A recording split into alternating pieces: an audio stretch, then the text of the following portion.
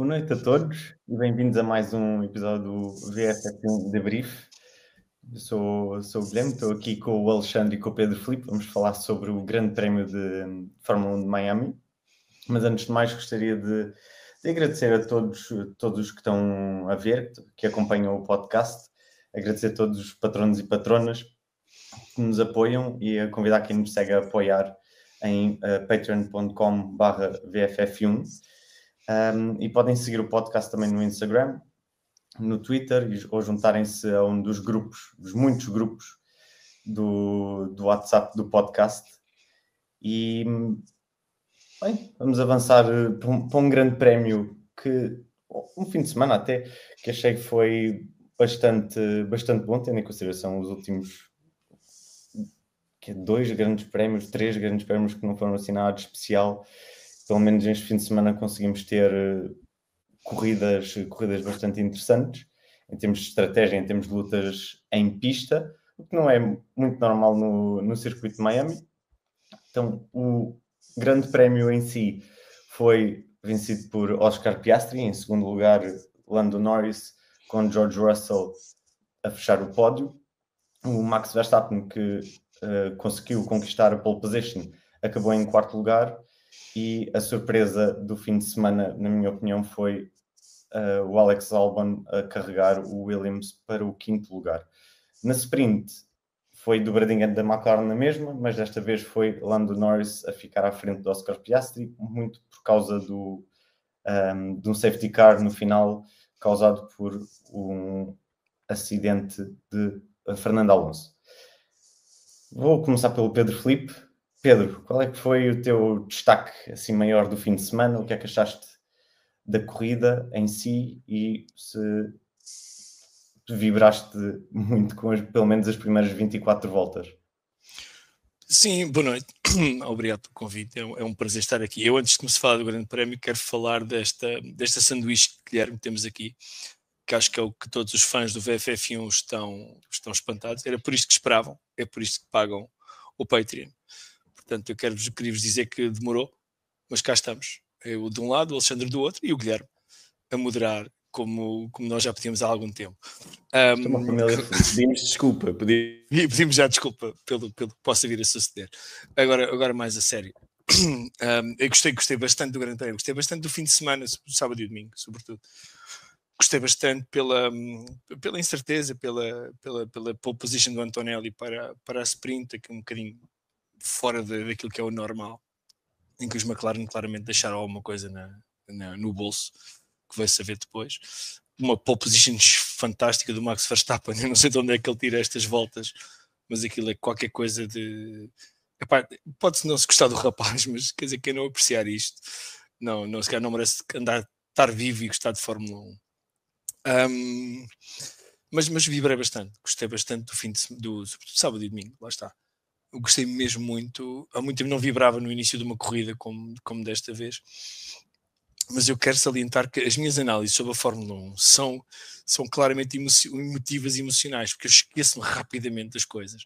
E quero ver um grande prémio, quero já ver outro a seguir. Portanto, não me vou pôr com foi uma seca e tal. É verdade, as últimas voltas foram uma seca, mas aquelas primeiras 25 ou 27, o que é que foi?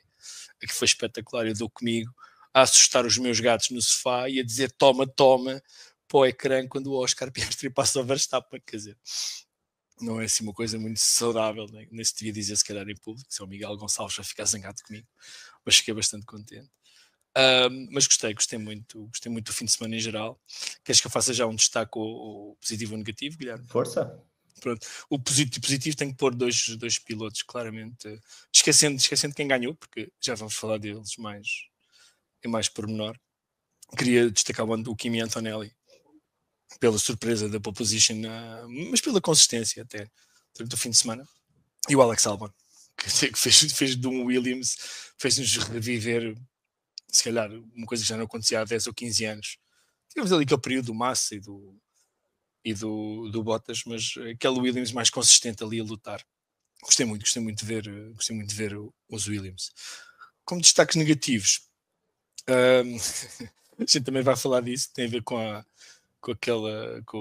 versão mexicana da Ferrari, e daquelas conversas no rádio, mas pronto, acho que lá chegaremos. Porque essa é uma coisa deixou bastante uma má imagem da equipa, acho eu. Mas já vamos falar disso. Agora vamos ver porque é que o Alexandre discorda de mim. Sim, Alexandre, discorda lá um bocadinho aqui do Pedro, para mostrar às pessoas que nós, na verdade, não somos assim uma família assim tão feliz como parecemos aqui nestes podcasts, sempre que aparecemos. Bem, olá a todos. Claramente não somos família, que eu sou demasiado bonito para ser tão familiar. Portanto, isso não quer dizer que não gosto de ti mesmo. Eu lamento que o Guilherme hoje está um bocadinho fraquinho, que ele ainda está em ressaca. Uma despedida de solteiro. Ouvi dizer que os cavalos e os anões ainda andam a solto em Lisboa. Portanto, ele vai recuperar. Não se preocupem. Qualquer fotografias que apareçam nas redes sociais é de facto eu. Em relação ao Grande Prémio, acho que o Grande Prémio teve diversas fases, não é? Mas eu acho que a parte bonita foi vermos finalmente... Eu gosto sempre quando há lutas nas equipas que estão na frente e um dos próprios pilotos se esquecem que vão estragar pneus, que vão danificar o resto da corrida e deixam-se envolver na luta. E já sabem que eu gosto de ver as declarações dos pilotos no final, e o Verstappen disse a sorrir que se divertiu, mesmo sabendo que não ia ter hipótese, às tantas divertiu-se. E portanto, o que vimos hoje, eu também estou feliz porque eu apostei com algumas pessoas que o piloto da Williams, dessa equipa que só o Guilherme Nunes ainda é apoiante, da Williams, da McLaren. Agora se calhar já tens mais pessoas que são apoiantes, se verdade seja feita que tu sempre foste. Já é de longe a tua falta de visão, agora os outros é que têm visão. Eu sempre disse que o Piastri, nem que fosse para chatear, ia chegar ao final do campeonato com mais pontos, ia ser o piloto líder. E eu acho que saíram, para mim, passando para os pontos positivos, que havemos falar dos negativos para falar da Ferrari, acho que há aqui vários pontos positivos nesta corrida. Primeiro é ver, acho que podemos começar a ver agora com o Tsunoda, quanto é que vale o RB, aliás, quanto é que vale o Red Bull, e vemos o que é que o Verstappen faz, que fez uma qualificação do outro mundo, em que claramente era ele, os dois McLaren e mais uns quantos lá atrás. Gostei do Grande Prémio, porque houve muitas desistências, e vocês já sabem que eu gosto de desistências. Vimos um bocadinho de chamas a sair da parte de trás de um carro, não é? Portanto, fixe, até que enfim. A gente até se esquece que aquilo tem combustível lá dentro. Vimos chamas. Vimos uma Williams, não concordo nada com o Pedro Filipe a falar só do Albon. Eu acho que vimos os dois Williams a andar muito bem. Até vimos algumas loucuras do Sainz. Eu acho que ele este fim de semana, não sei se esqueceu-se das lentes de contacto, mas fez algumas tentativas de ultrapassagem e algumas rasantes. Aquilo estava a correr mal. Já vamos falar do outro que correu mal, e mais uma vez, vocês já sabem que eu agora falo sempre dele, o Russell mesmo com sorte, mas só tem sorte quem anda lá na frente, mais uma vez, a fazer um resultado, se calhar bastante acima nesta corrida do que se calhar os Mercedes estavam dispostos a conseguir, mas a verdade é que o facto dele ser consistente, e num fim de semana que ele diz que não conseguiu, e a verdade é que andou muitas vezes a cheirar o ritmo do jovem imberbe que é seu companheiro de equipa, a verdade é que ele mais uma vez vai a um pódio, mais uma vez faz um resultado, eu digamos que já disse isto várias vezes, ele faz muitas vezes o punch above its weight, que é conseguir melhor do que o Mercedes lhe permitia. Portanto, já dissemos isto a última vez que eu cá tive para ir há 3 programas, foi se aquele rapaz apanha um carro do melhor, vai ser muito difícil tirar-lhe um campeonato do mundo. Sim, isso é verdade. O Russell tem sido, em geral, dos pilotos mais que correm mais à frente, tem sido para mim a surpresa do campeonato. Por acaso, eu não ia falar já disto, mas aproveito e faço já esta pergunta ao Pedro Filipe, que é o fanático da Mercedes deste grupo. Tendo em consideração a da Ferrari. Agora, é camaleão, é um camaleão. Mas tendo em consideração as boas prestações que o Antonelli tem tido ou o potencial que ele tem demonstrado esta temporada, no início desta temporada, a pole position que ele fez na sprint, ele estava com um bom ritmo, teve azar na corrida sprint, e aqui talvez no Grande Prémio em si, na corrida do Grande Prémio em si, não foi tão bom.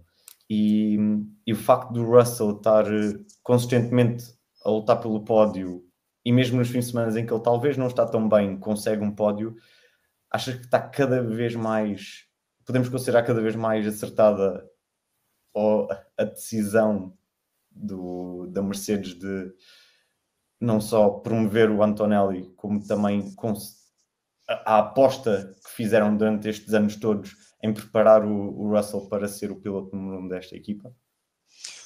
Sim, eu acho que o Antonelli é claramente uma aposta ganha. Aposta ganha porque eu acho que o miúdo tem várias características que eu gosto. Primeiro, não parte os carros, também é verdade, tem muitos quilómetros, tem muito talento. Não parte os carros. Eu penso que ele cumpre, penso que ele cumpre aquilo que lhe tem sido pedido, que lhe foi pedido, com certeza, quando se juntou à equipa para substituir o Luís. Mas eu acho que lhe falta, digo eu, isto é uma opinião meramente pessoal, falta-lhe alguma agressividade. Ele na partida da sprint, eu dei comigo a gritar com o televisor mais uma vez, a minha televisão sofreu bastante este fim de semana, depois até por outros motivos mais que não têm nada a ver com a Fórmula 1. A minha televisão e o meu coração. Ele está a ficar velho, estás a ver? Daqueles tipos velhotes já gritam, falam para a televisão como se a televisão estivesse lá a falar com ele. Como se a televisão respondesse, mas estou comigo a gritar assim, vira para cima dele. Porquê? Porque eu creio que ele foi um bocado anjinho na partida e depois ele empurrou-me. E depois já vai falar dos chorões da Fórmula 1, que é uma coisa que é um assunto que vem muito à baila neste podcast.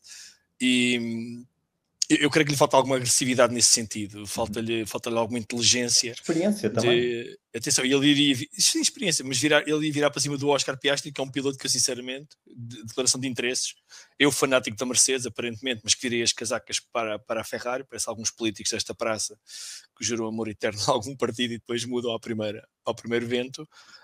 Eu diria que o Antonelli...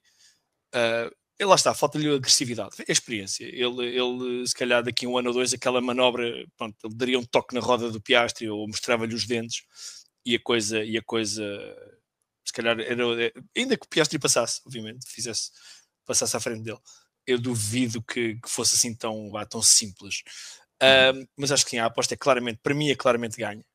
Acho que não há grandes reservas nisso, não tenho grandes reservas em afirmá-lo.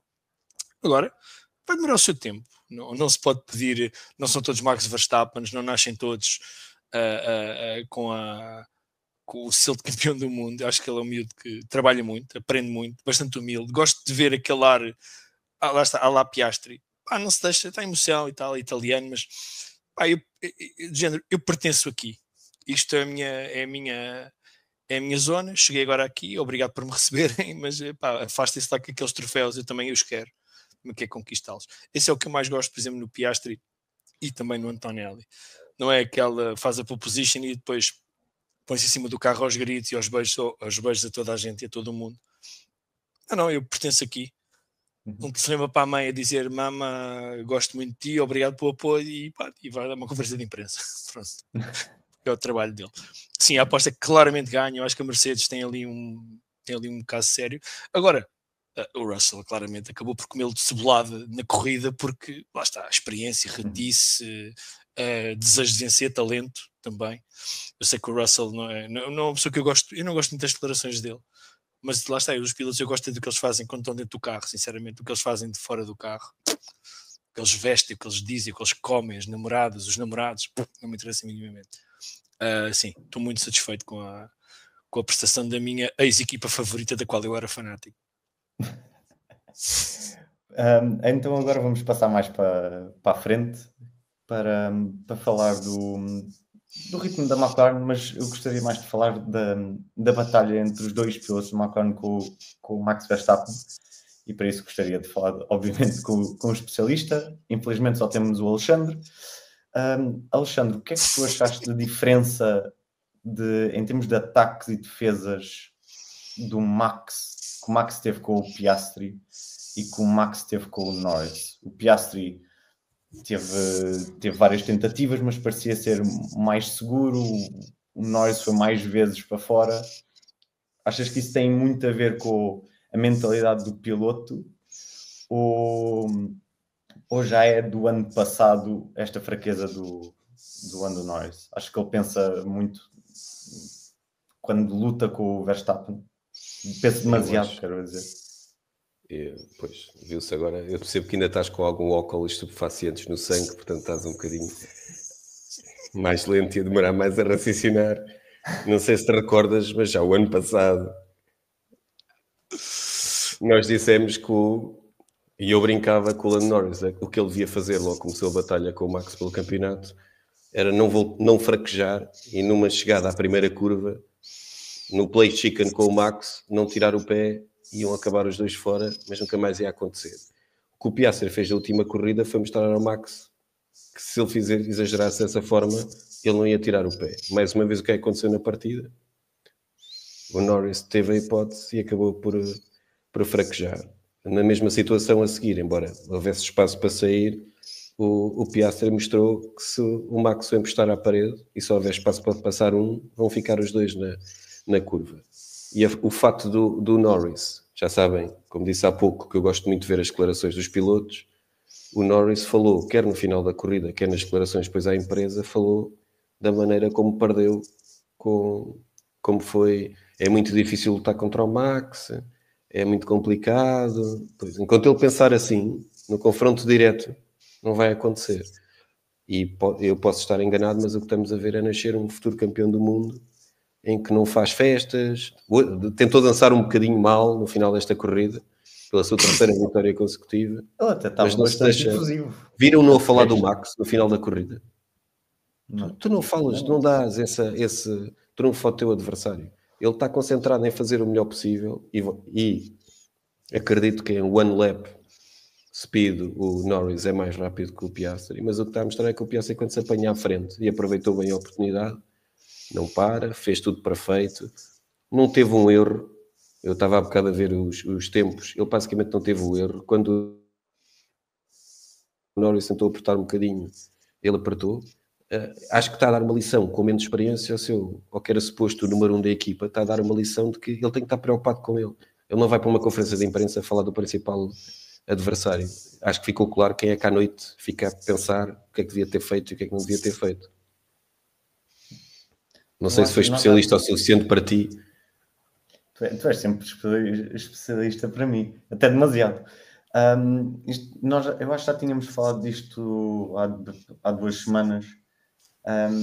Acham que já está fechada a ideia de que o Norris é o piloto número 1, continua a ser o poster boy da McLaren? Não acham que isso já não existe, que agora a equipa já está mais virada? Que a Sky Sports teve a lata de dizer, a meio de emissão, que se calhar temos que começar a olhar para o jovem australiano como um candidato ao título. Se calhar. Está à frente. Se calhar. Eu sei que o campeonato é longo e eu sou sempre aquele que estou a dizer, quando ainda o ano passado tivemos vários momentos em que nunca achámos que o Max ia ser campeão, depois os McLaren iam limpar, depois os Ferrari já iam lutar. Portanto, isto ainda falta muito para acabar a precisão, ainda falta muito caminho. Agora, se alguém continua a achar que o Piastri, sempre que tiver a oportunidade, não vai faturar, é que ainda por cima o Piastri vai ter outra questão aqui. É que ele sempre conseguir ser segundo, vai sempre segundo. Sempre conseguir ser terceiro, vai ser terceiro. E não vai falhar, não vai perder nenhuma oportunidade. Pedro, achas que já está fechado? A McLaren já é a equipa do Piastri? Não, acho que não está fechado pelo número de corridas que falta, pela incerteza que... Nós tendemos a tornar a realidade aquilo que temos como última memória. E a última memória foi claramente uma lição do Piastri, em que veio dizer que... Eu não disse fechado o campeonato, eu disse fechado a ideia do poster boy. Também, eu acho que aqui ainda se confundem as duas coisas, porque eu acho que, atenção, o que estes tipos fazem, sobretudo o Lando Norris e a pressão que tem sido posta em cima dele, tem sido enorme. Eu não consigo imaginar o que é que seria ter pessoas, imagina, como o Alexandre, por exemplo, permanentemente a dizer, tu és capaz, mas sempre aquele ar irónico. Né? Eu não imagino a pressão que o Lando Norris sente no seu dia-a-dia, da imprensa, etc., que ele até diz no final, se eu tento é porque eu tento, se eu não tento é porque eu não tento. Bom, imagina, eu quero ser companheiro da equipa de alguém na Fórmula 1, imagina. Divertido não ia ser. Divertido, não sei. Para quem viesse de fora ia ser divertido. Eu vejo-te... A ESCAT já não existe, Alexandre, portanto esse sonho já foi. A ESCAT era a tua equipa, seria a tua equipa de sonho, era aquela em que eu te imaginava a abrir as garrafas de champanhe com o Lord. Imagina o Guilherme estar à espera para entrar para a qualificação e não encontrar os sapatos, né? Só essas coisas assim divertidas. por exemplo. Ou ter uma prenda dentro do sapato. Não, eu acho que não está Complicado. fechado. Não está fechado porque assim, não estamos livres de haver um grande prémio em que o Lando Norris domine de sexta a domingo, e depois nós estamos aqui todos a dizer o contrário do que dissemos. Eu acho que é cedo. Agora, claramente, mentalmente, eu acho que há ali já um xixi no canto, já marquei o meu território, que o Piastri diz, pá, desculpa lá, mas metade desta equipa é minha, esta equipa não é só tua, eu estou aqui para ganhar. E tem um feito, ganhou 4 corridas já este ano, creio, 3 consecutivas, se não estou enganado. Sim. Pá, isso não é por acaso, não é um acidente, não desistiu ninguém à frente dele, não houve nada de esquisito, foi no braço, e sobretudo esta última corrida. E o que eu noto, eu acho que isto, não sei, se nós conseguíssemos entrar, por exemplo, em casa do Max, no Mónaco, e abríssemos assim a carteira que ele tem em cima da mesa da entrada, íamos ver, abríamos e tinha a fotografia da Kelly de um lado, e por trás da fotografia da Kelly tinha a fotografia do Lando Norris. Porque ele tem claramente o Lando Norris no bolso, e vê-se pela forma como o Lando fala. Eu acho que o Lando Norris tem que fazer uma coisa que o Rosberg fez em 2016, ou entre 2015 e 2016, e arranjar maneira de mentalmente deixar de ser afetado. Não é? É um bocadinho o que tu tens que fazer, Guilherme, em relação ao Alexandre. Deixar de ser afetado. Ou seja, quando vê o Max em pista, não ter medo dele. Pá, eu dou um exemplo tem que muito deixar de simples. ser afetado em geral, no caso do Em geral. Guilherme, não é só em Sim. relação a mim. Tens de fazer mais como eu, sabes? As provocações do Alexandre resvalam na coraça da minha indiferença. É um ditado muito antigo e muito interessante. Mas em 2021, e não vou falar daquela corrida proibida, eu vou mencionar o momento em que, para mim, o Hamilton perdeu o campeonato, que foi na corrida de Imola, em que ele se desvia. Por simplesmente se desvia do Max, e sobe o corretor e danifica uma suspensão, e o Max, depois aquela corrida com aquela intempérie que acabou depois por cair, incerteza, etc. Mas para mim é nesse momento. Portanto, eu sou mais fã do terem que andar primeiro à pera. Ok, a gente primeiro vai bater. Pronto, e vamos ver. Vamos medir forças. E é aí que se vê também a força de um campeão. Não sou adepto dos acidentes, como o Alexandre, que gosta de ver a carnificina e fibra de carbono pelos ares e motores a arrebentar. Mas acho que temos que, às vezes, não desviar. Não me desvio, não é ilegal, não, é um acidente de corrida. E sim, ficam lá os dois. Eu sou adepto desse mantra, sobretudo quando é um piloto como o Max, que se tu lhe des 1 milímetro, se lhe des meio milímetro, o gajo leva-te o carro todo. E pronto. E as pessoas desviam-se, têm medo. E o Oscar foi. A única mensagem que eu pus no nosso chat de Fórmula 1, depois da ultrapassagem do Oscar, foi: toma. E era isso que ele precisava. Ele experimentou uma vez, não conseguiu, experimentar a segunda, conseguiu e goodbye. O Lando foi 5 voltas. Um piloto que tem muito mais grandes prémios, muito mais experiência.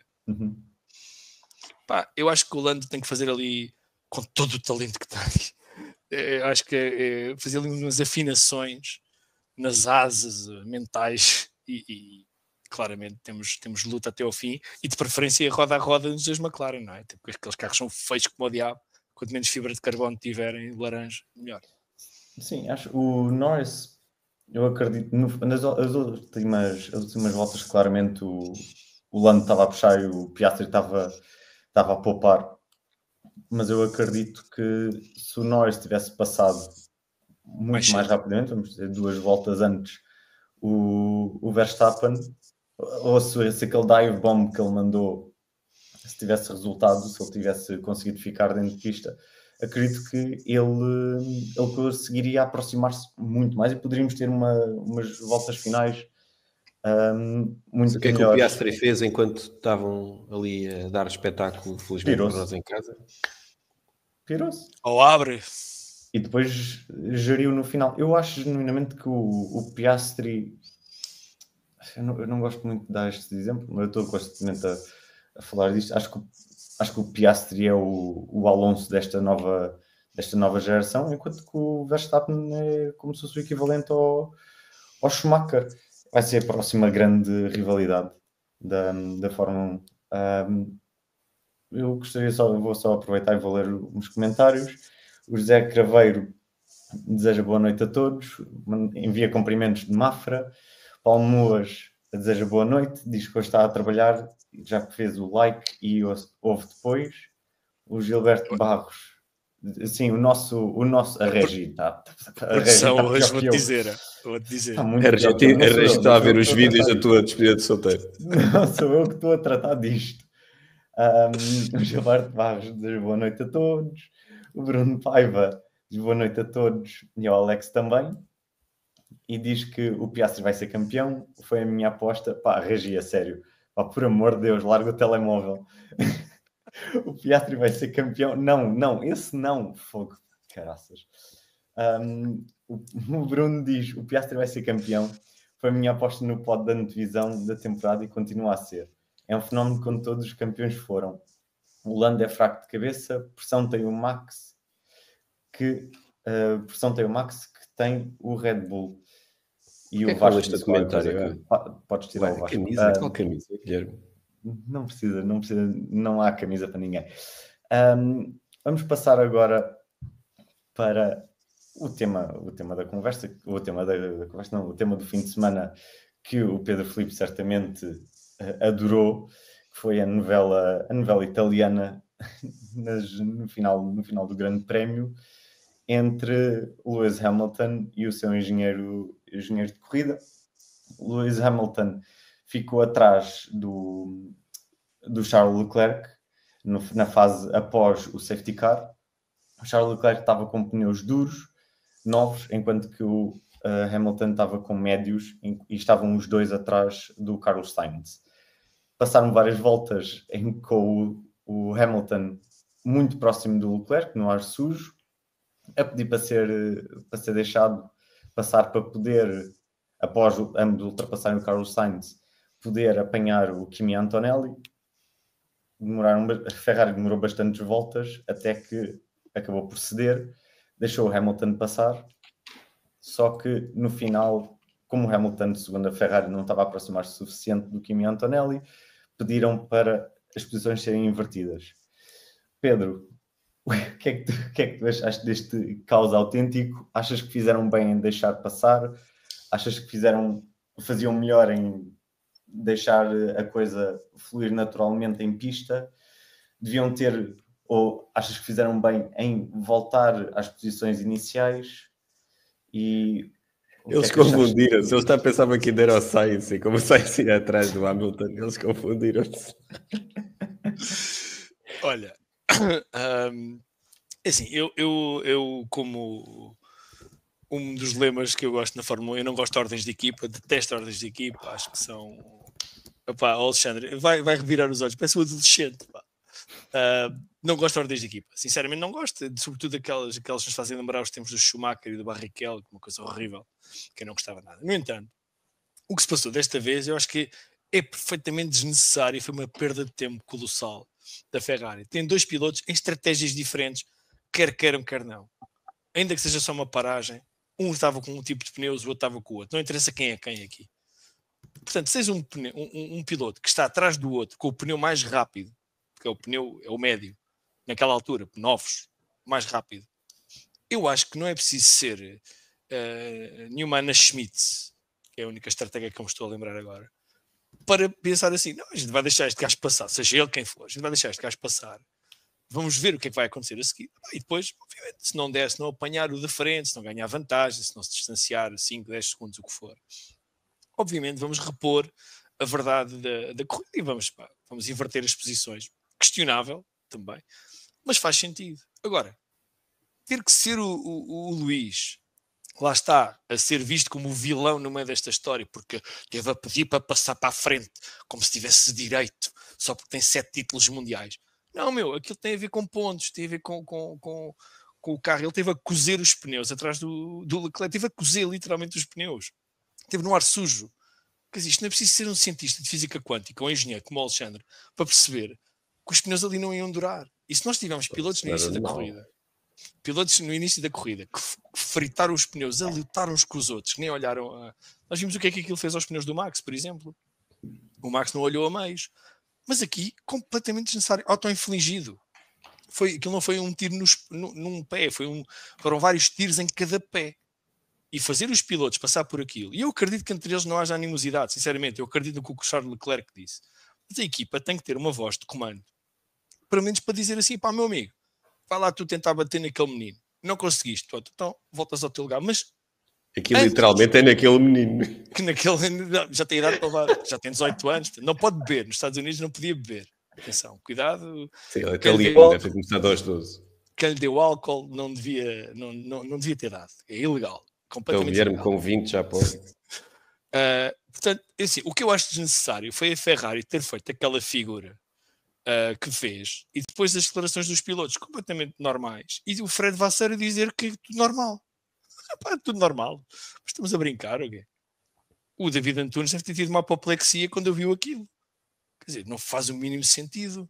Porquê? E depois, Não envolveu o Berman? Para que é que havia... Não, é Ferrari. Estamos a falar da outra vida do David. Calma, o David tem um alter ego. Tem outra?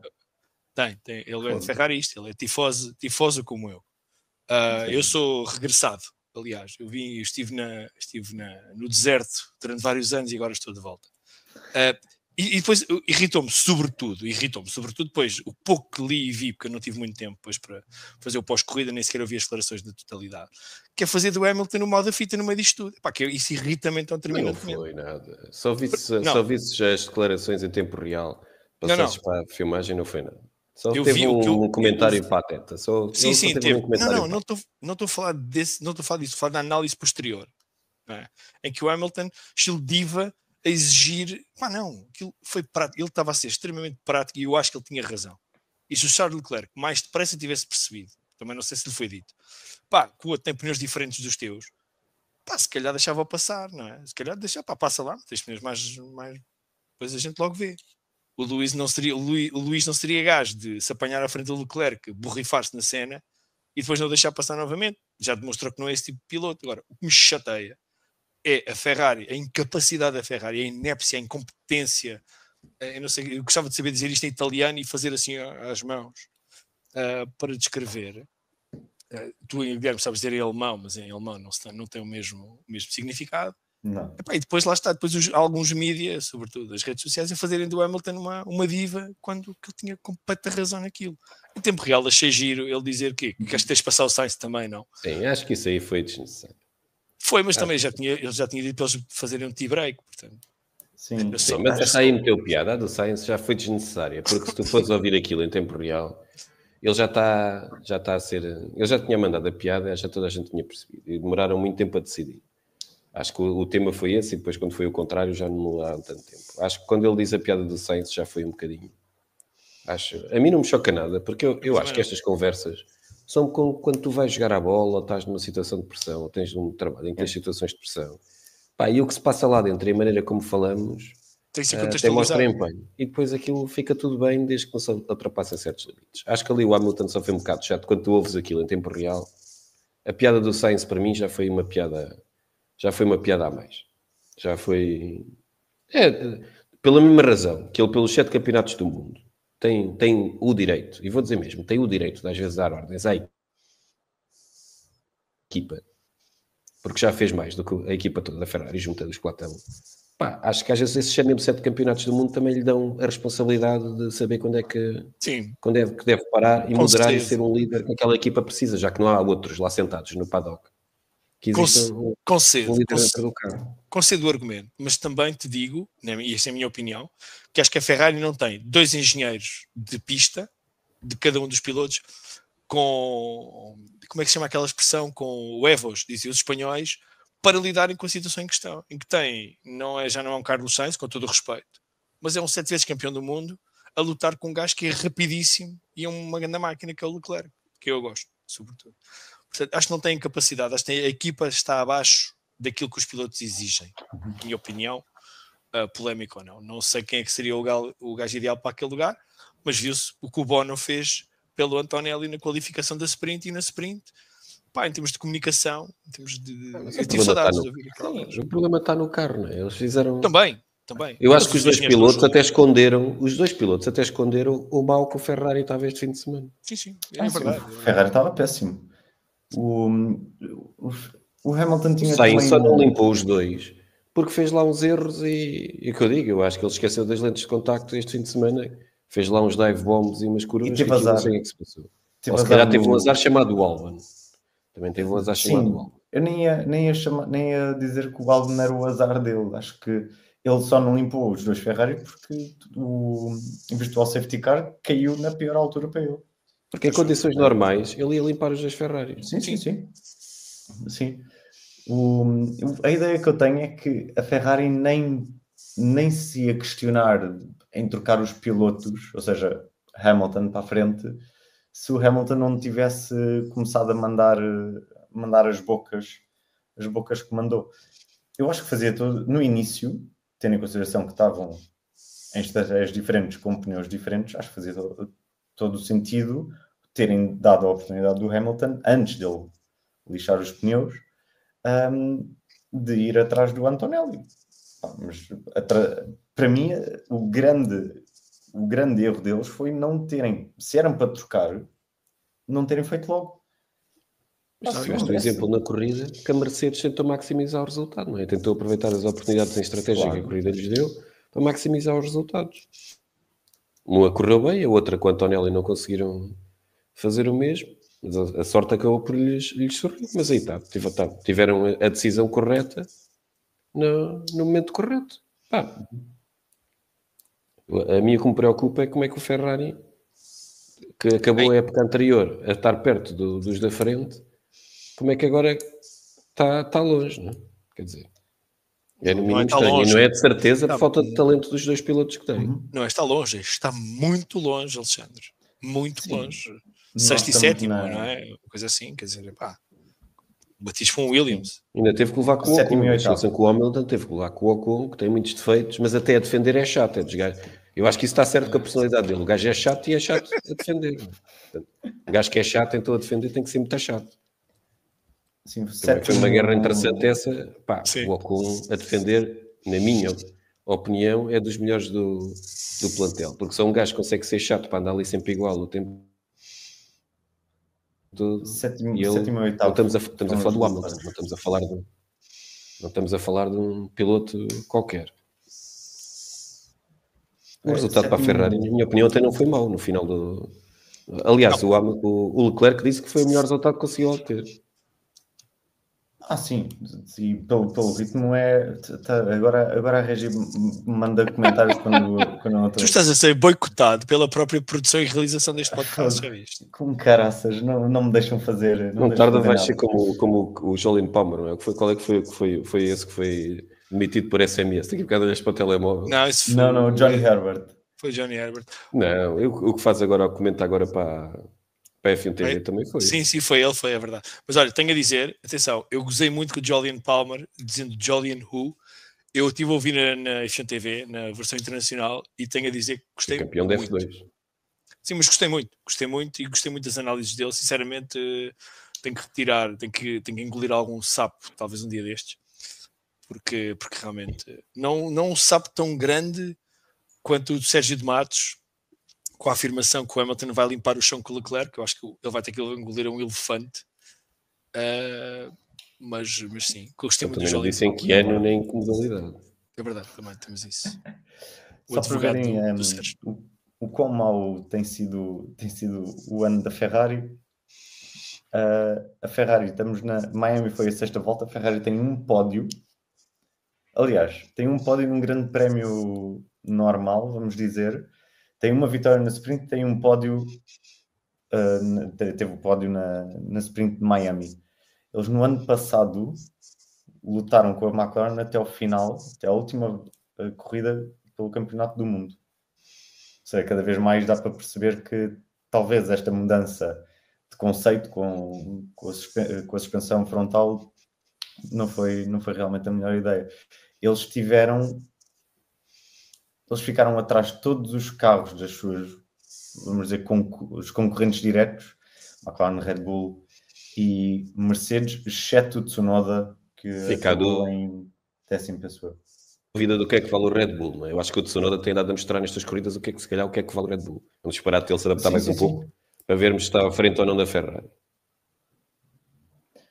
Tá bem.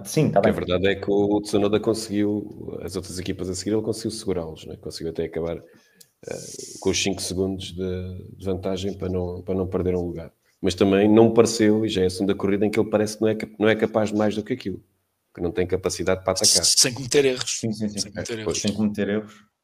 Sim, isso aí estou... Pelo menos visíveis, não é? Quer dizer, não vimos nada de cabeludo.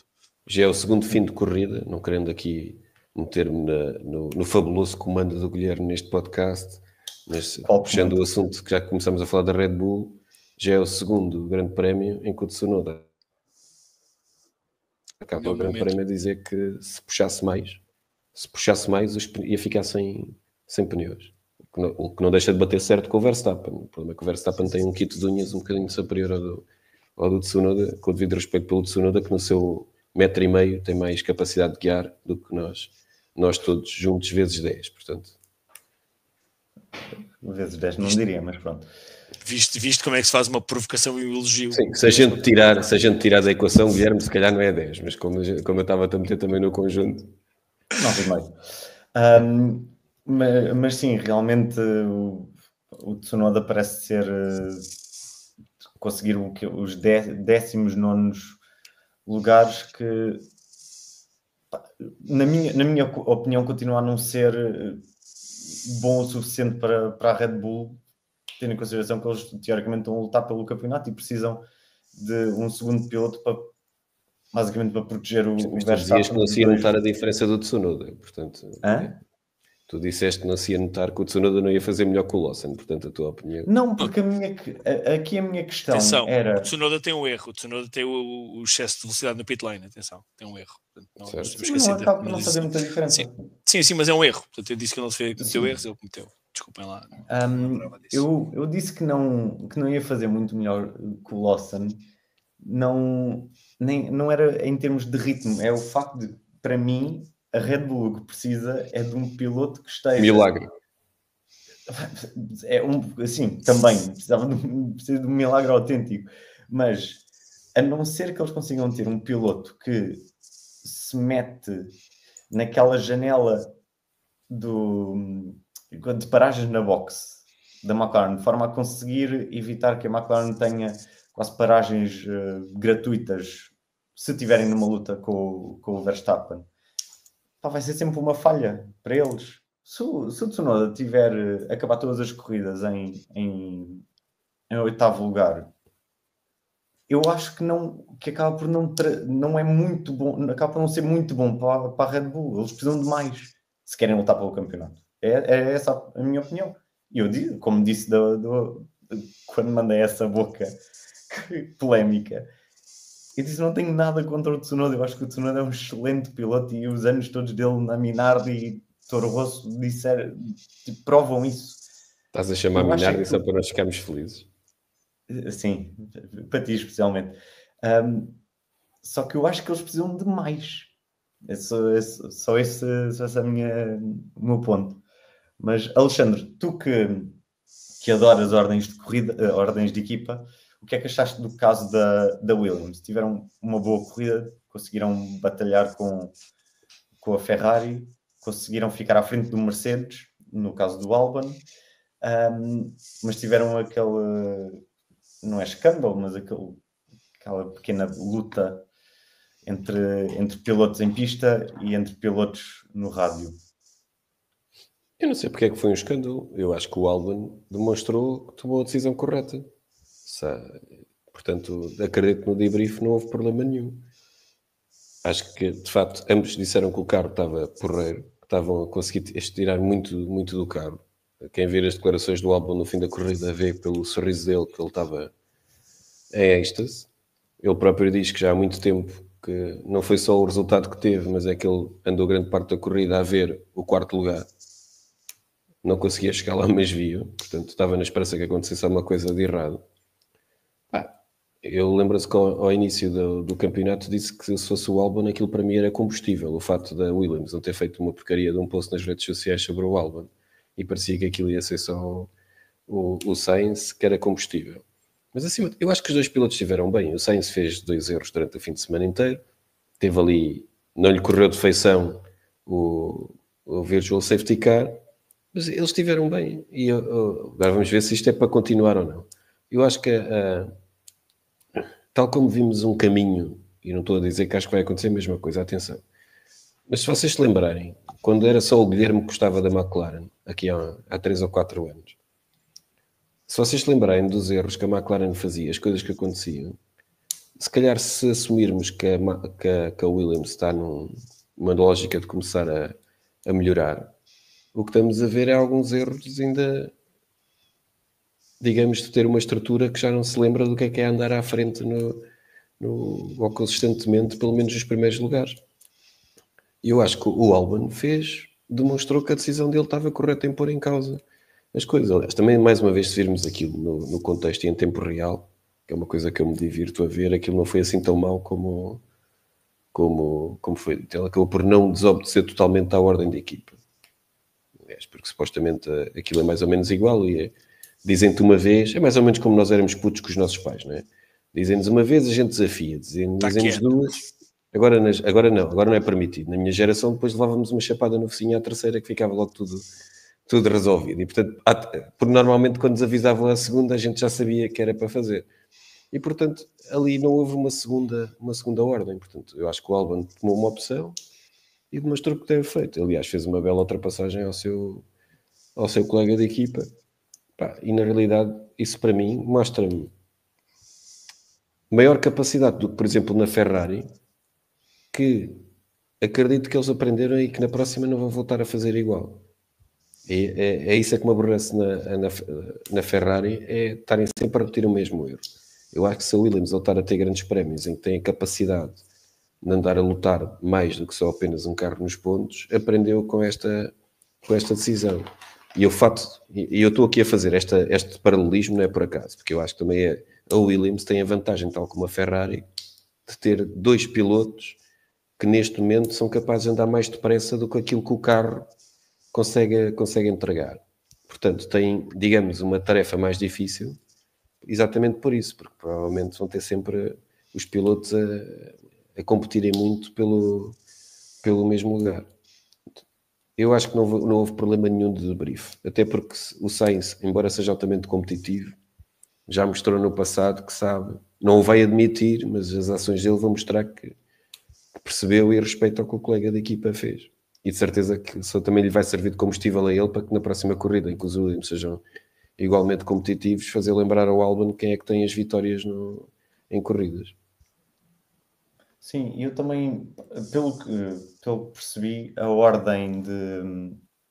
Nem foi bem ordem, mas quando houve o pedido para manterem as posições, foi quando o Albon já estava a meio do ataque, vamos dizer. O Albon já estava em profundo ataque. Eu acredito que se o Albon não tivesse conseguido ultrapassar naquela volta, provavelmente ele tinha tirado o pé. Acho que foi um bocado... que calhou mal a ordem em termos da altura da corrida, porque é como tu disseste, se tivesse sido uma volta a seguir, ele provavelmente nem iria ser necessário a ordem, porque o Albon com o seu ritmo teria ultrapassado. Senhor moderador, posso só fazer, desculpa interromper-te, mas eu não podia deixar passar isto, que é fazer o ponto daquilo que eu estava a dizer das ordens de equipa. Vejam bem a perversão que seria o Albon não ter conseguido ultrapassar, então ficas atrás do Sainz. Vejam bem o que o Albon ganhou. O Albon a seguir vai para os Ferrari, para um Mercedes e que termina em quinto lugar. Portanto, vejam bem. Está bem, mas houve ordens de equipa que beneficiaram a equipa no seu total. Certo, não é? mas vê bem a perversão que seria, não é? Era tudo a rasgar as vestes se soubesse o que é que poderia ter vindo dali. Por isso é que eu acho que as ordens de equipa são, ou têm um propósito muito claro, que seria 2 pilotos com pneus diferentes ou estratégias diferentes. Ali não faria para mim em grande sentido era impedir. É no braço, qual é o problema? Sinceramente não vejo problema nenhum nisso. Mas desculpa-me falar de mais coisas más, não? Eu acho que esta ordem de equipa nunca faria muito sentido, porque acho que no fim de semana deu para perceber que o Albon estava com um ritmo de corrida melhor que o Sainz. Hold positions. Why? Sim, acho que não faz. Porque estão habituados a lutar para o 10º e 11º. Então habituem-se a comer caviar, meu. Só sei que a única coisa que eu acho é que o facto de... A Williams tem melhorado progressivamente o carro, neste ano. Eles tiraram, acho que já estão com o modelo do próximo ano a bombar no túnel de vento, ou seja, teoricamente não vão introduzir mais nenhum update neste carro, o que podem ser boas notícias para a Ferrari no campeonato de construtores. O que eu vos queria também perguntar agora é em relação a uma notícia que estive a ler hoje à tarde, que diz que a Alpine já informou o Jack Doohan que vai sair.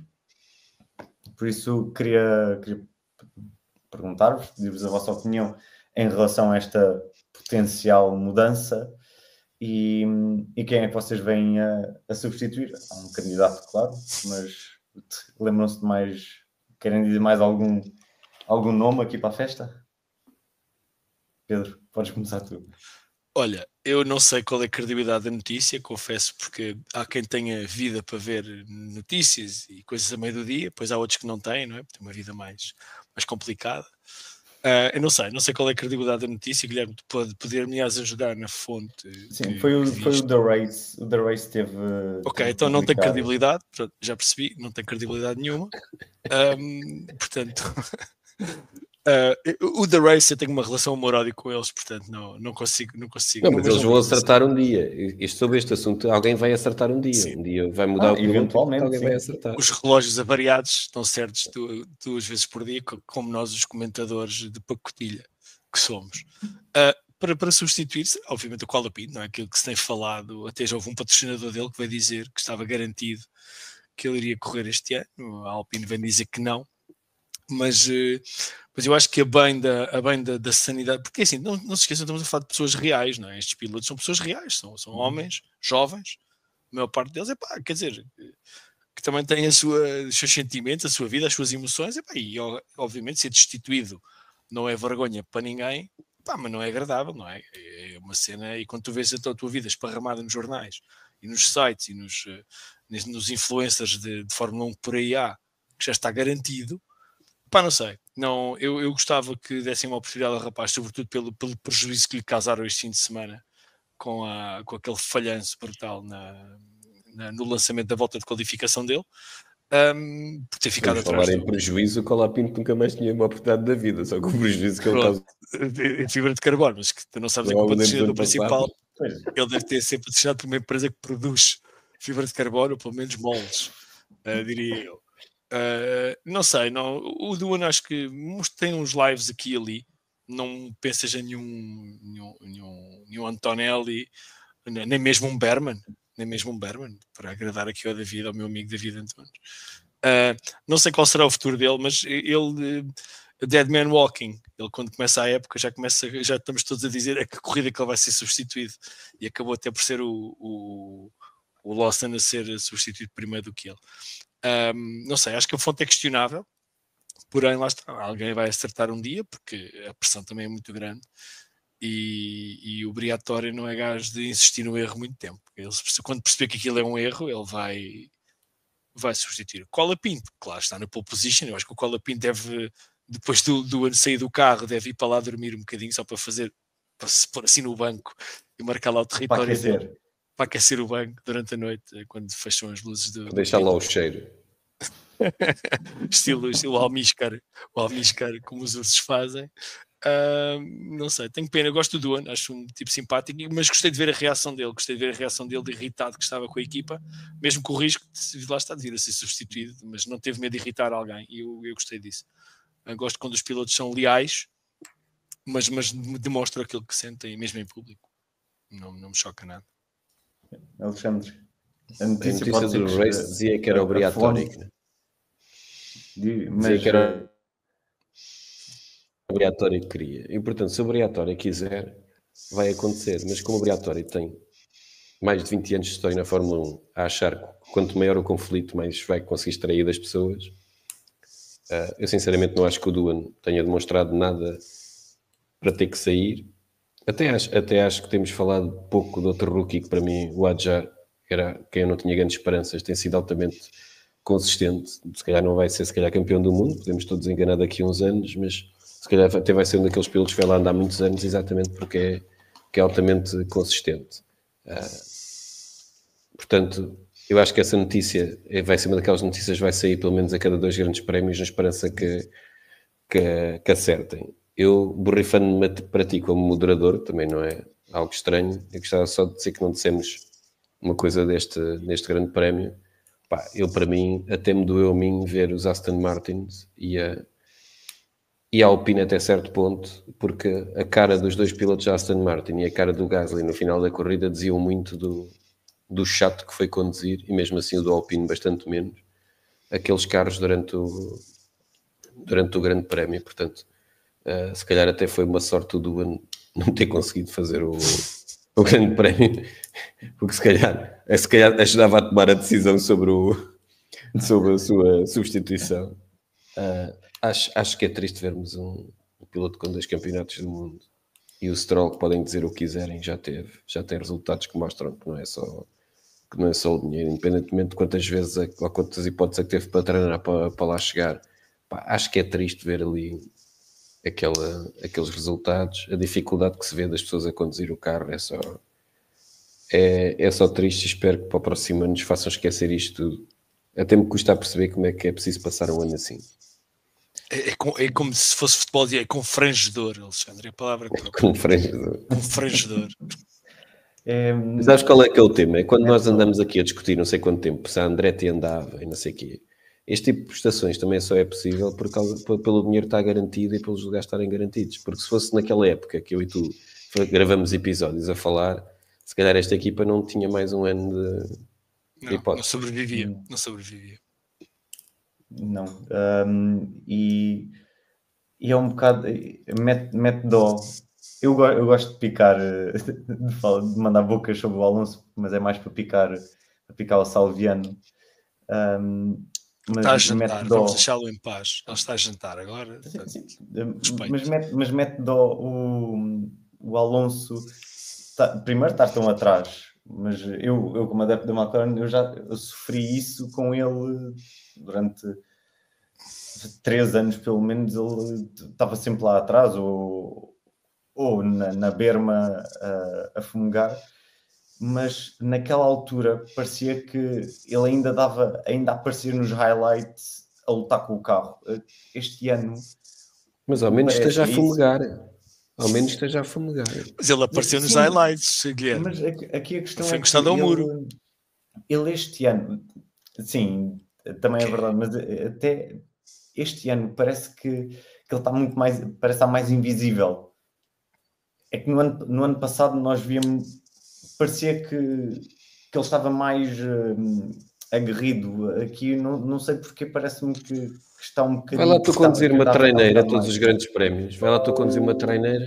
Cuidado com os comentários náuticos. Cuidado com os comentários náuticos sobre quem não percebe nada de barcos. Está bem, cuidado. Também não percebo nada de nada, portanto, se vamos por aí. Mas, Alexandre, Guilherme, diz-me uma coisa. Tu, quando viste o Alonso abraçado ao botão, tu não percebeste logo que ele tinha sido posto fora. É que, sinceramente, se fosse o Stroll ou outro, eu dizia, pá, olha, já se esbardalhou outra vez. Eu, quando vi o Alonso todo espatifado, disse, quem é que lhe bateu? Porque é daquelas coisas... É daquelas coisas que... Pá, mas quem é que lhe bateu? Como é que ele foi para ali? Estranho. Não foi tal, não foi o carro não anda depressa o suficiente para se... Exatamente. Não, mas ele também deu um peão. Ele deu um peão Sim, naquela... mas deu um peão às 4 rodas, se fores a ver. Eu sei. Não estou a dizer que não. O carro é difícil de conduzir. O carro é muito difícil de conduzir. Olha, a produção está aí a chatear. Olha o tempo. A produção. Sim, o tempo. Tens que falar mais depressa, não sejas o Aston Martin, senão não conseguimos acabar isto. Muito bem. Então, vou aproveitar. Então, vamos acabar já esta conversa. Muito obrigado a todos os que nos estiveram a aturar, basicamente durante 1 hora. Obrigado, Alexandre, e obrigado, Pedro, por terem vindo. E para a semana estamos aqui outra vez. Espero que com outros, mas cá estaremos.